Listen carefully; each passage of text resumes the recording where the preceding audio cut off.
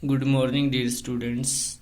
Welcome back to Miten Punia online classes. Please like, share, and subscribe my channel.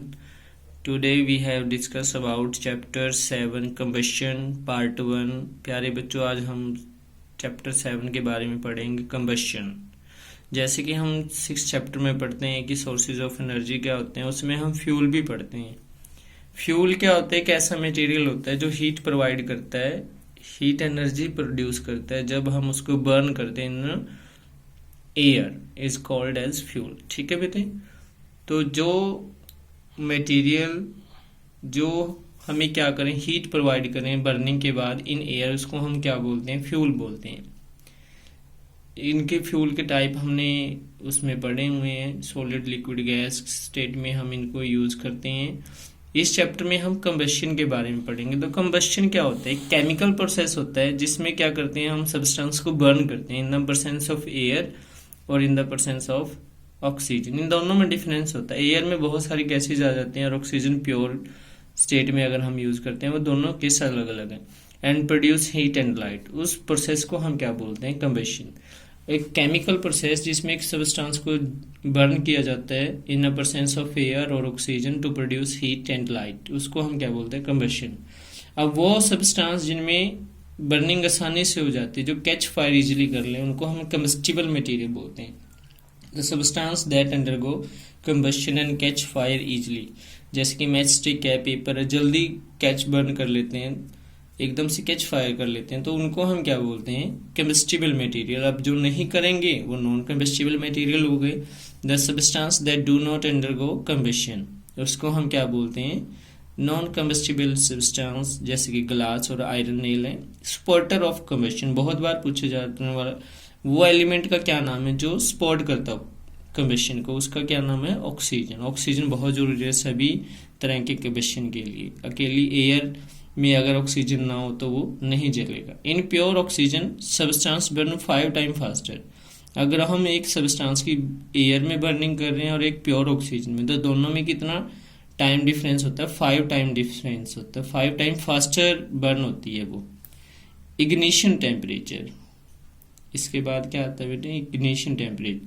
वो minimum temperature जिसके ऊपर कोई भी substance fire catch कर ले, उसको हम क्या बोलते हैं? Ignition temperature. The minimum temperature at which a substance catch fire. और इसका दूसरा नाम क्या होता है? काइंडलिंग टेम्परेचर. अब इस इग्निशन टेम्परेचर के बेस के ऊपर हमें बहुत सारे क्वेश्चन जो एग्जाम में बहुत बार पूछे जाते हैं वो हम डिस्कस करते हैं. अब why does a paper cup does not catch fire during boiling of water on split lamp. जब हम एक पेपर कप रखते हैं और उसमें पानी डाल के उसको गर्म करते हैं, तो पेपर कप बर्न क्यों नहीं होता? ये इसलिए नहीं होता कि जब हम गर्म करेंगे तो जो पेपर कप के अंदर हीट आएगी वो किसको ट्रांसफर कर दी जाएगी? पानी को. जिससे क्या होगा कि जो पेपर का इग्निशन टेम्परेचर है वो अचीव ही नहीं होएगा. अगर अचीव नहीं होगा तो इग्निशन टेम्परेचर तो फायर नहीं लगेगी.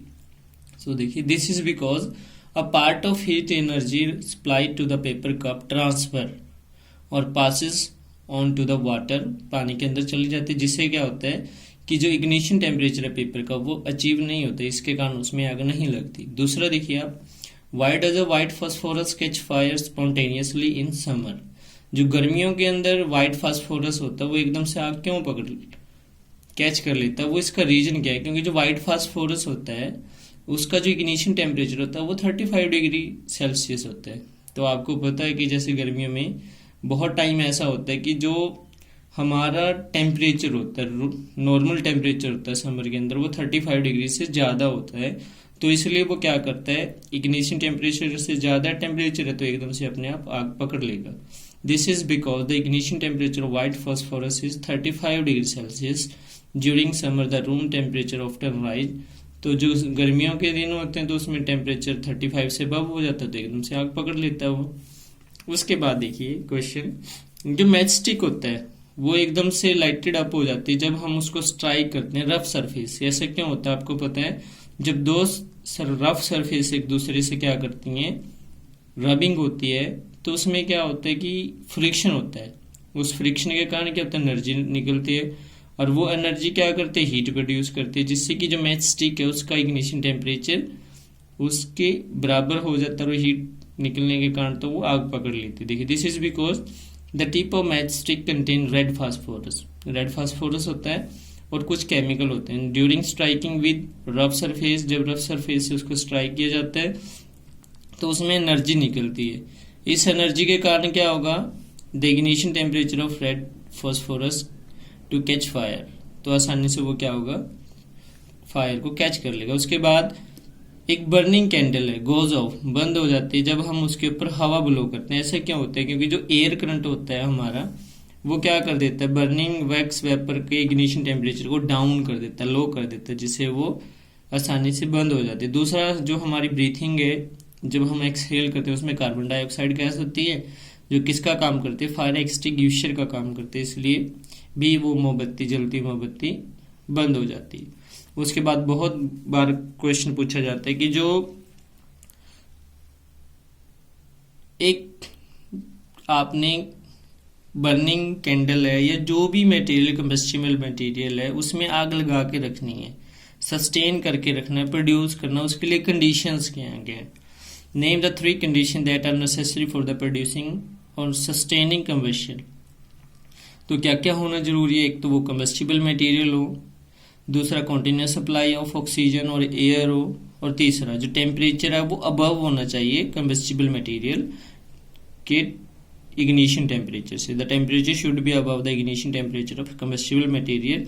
लेकिन कई बार एग्जामिनर क्या करता है, क्वेश्चन को घुमा देता है, वो इनमें से एक कंडीशन पहले ही दे देता है, जैसे कि कंबस्टिबल मटेरियल दे दिया उन्होंने, कंबस्टिबल सब्सटेंस, तो आप ये नहीं लिखेंगे, उससे नेक्स्ट 2 कंडीशंस लिख देंगे, कंटिन्यूस सप्लाई ऑफ ऑक्सीजन और combustion of material, ignition temperature of combustible material, ये दोनों कंडीशंस। उसके बाद टाइप ऑफ कंबशन, कितने तरह का कंबशन होता है, वो 4 तरीके का होता है। स्लो कंबशन मीन्स बहुत स्लो रेट पे जब कोई चीज बर्न होती है, material burn, when a combustible material burn at a slow और moderate rate, this is due to the insufficient supply of air. मतलब जब कोई भी मटेरियल बहुत स्लो या मॉडरेट रेट पे बर्न होता है उसको हम स्लो कंबशन बोलते हैं। इसका रीजन क्या है, क्योंकि इनसफिशिएंट सप्लाई ऑफ एयर होगी वहां पे, जैसे burning of cow dung, cake और वुड होता है, लकड़ी होते हैं। Rapid, Tej, fast, when a combustible substance burn at a rapid और फास्ट रेट, उसको हम क्या बोलते हैं, रैपिड कंबशन। इसका रीजन क्या होगा, सफिशिएंट सप्लाई ऑफ एयर, जैसे कि गैसियस फ्यूल है। उसके बाद स्पॉन्टेनियस, स्पॉन्टेनियस का मतलब क्या होता है, अपने आप, जो अपने आप आग लग जाती है उसको हम क्या बोलते हैं, स्पॉन्टेनियस कंबशन। मतलब when a combustible substance catch fire on its own, अपने आप जो आग पकड़ लेते हैं रूम टेम्परेचर के ऊपर, ऐसी तरह की कंबशन को हम स्पॉन्टेनियस कंबशन बोलते हैं। इसके एग्जांपल बहुत इंपॉर्टेंट है, पीस ऑफ व्हाइट फास्फोरस, जब एयर के अंदर रख देते हैं हम उसको, पीस ऑफ सोडियम मेटल, ये सोडियम मेटल दोनों में आता है, एक्सप्लोसिव में भी और स्पॉन्टेनियस में भी। अगर इसको हवा में रखेंगे तो वो स्पॉन्टेनियस का एग्जाम्पल होगा, अगर पानी में रखेंगे तो वो एक्सप्लोसिव का एग्जाम्पल होगा। उसके बाद explosive combustion, when a mixture of combustible material produce a large amount of heat during burning a complete a very short time. एक मिक्सचर कंबस्टिबल मटेरियल को बहुत ज्यादा अमाउंट हीट रिलीज कर रहे बहुत थोड़े टाइम में, उसको हम क्या बोलते हैं, एक्सप्लोसिव कंबशन। और इसमें क्या होता है, क्रैकर ब्रस्टिंग, जैसे हम बोल सकते हैं कि पटाखे चलाते हैं हम, या piece of sodium metal expose to water.